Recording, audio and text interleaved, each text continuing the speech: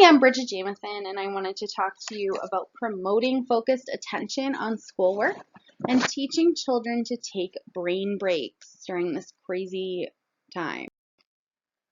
So first of all, homework frustration is super common. We've all been there, either as the kid or the adult, right? So children of all ages are going to experience frustration during homework time, and particularly now when they're doing not only homework at home, but schoolwork at home, right? It's causing crazy frustration for parents and kids alike. Because we want our children to succeed, our reaction to frustration might be like, oh, come on, you can do it, or dig in, don't give up, keep going. But when a child is truly feeling stuck, they're going to begin to spin their mental wheels and they're really getting nowhere, right? So it turns into this power struggle, this like back and forth, right? So you end up with a long night or day of parent-child battles as the parent is moving from like encouragement to insistence. You've got to get this done, and the child is moving from like a minor aggravation where they're stuck on one thing to giving up and being like, I just can't figure this out. There's no way I can figure this out. So we're going to talk through some ways that we can help with that.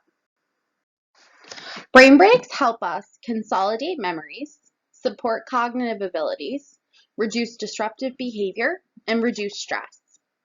Brain breaks are short, energizing bursts of activity that boost blood flow, send oxygen to the brain, and help kids better retain information.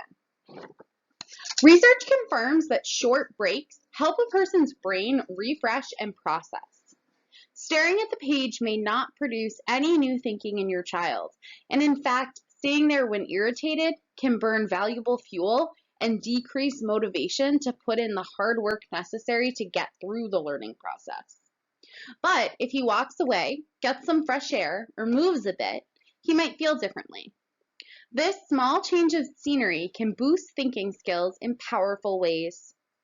She can think more clearly and become a better problem solver when she returns.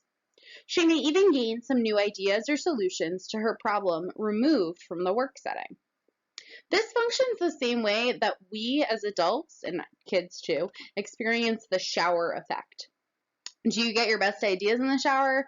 Or perhaps your most creative thoughts come when you're driving in the car with no laptop or notepad ready?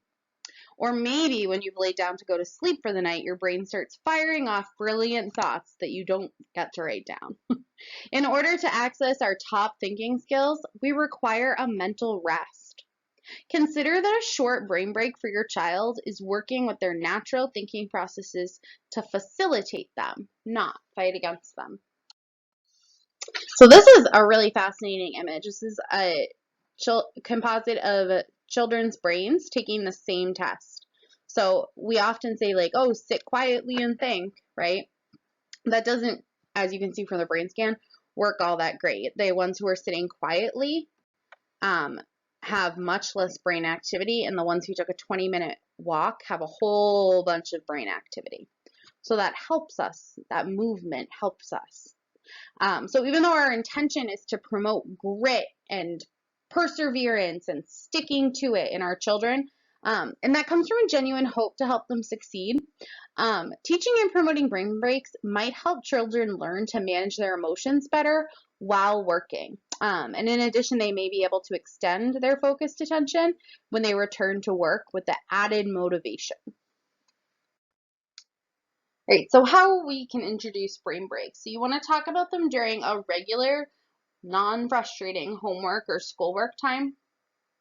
Or if it's consistently frustrating, then pick a non-school time to talk about how to take brain breaks. You want to brainstorm ideas. So see if you can come up with a few ideas together. You might ask what makes you feel better or gives you comfort when you're feeling frustrated. This is just also promoting good personal coping skills. You can share some restorative ideas like walking outside and breathing in the fresh air, doing some jumping jacks or a yoga pose, getting a drink of water, or visiting a favorite stuffed friend. For young children, imitate your favorite animal. Hop like a bunny or jump from limb to limb like a squirrel. For older children, listen to your favorite song or play on a musical instrument. Have your child write or draw their ideas. And then keep that paper in the homework or schoolwork location, so when it's needed, you can remind them to take a look at the ideas that they've had and pick one.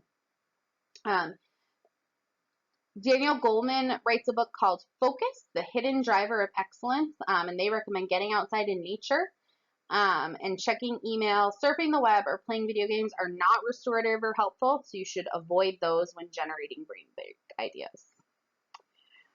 Set a timer. Brain breaks should not be long.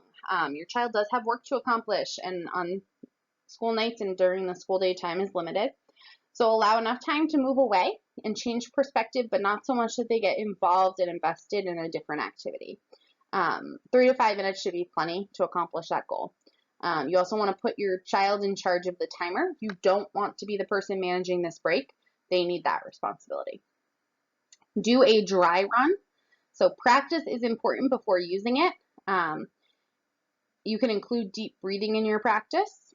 You want to move away from the work, breathe deeply, and try out your child's idea for one restorative practice. So this will ensure that they're well rehearsed and they can call upon that memory when feeling frustrated. Notice, remind, and reinforce through reflection. So behavior changes when we reinforce it. So after you've generated ideas in practice, try to notice when you see your child getting frustrated.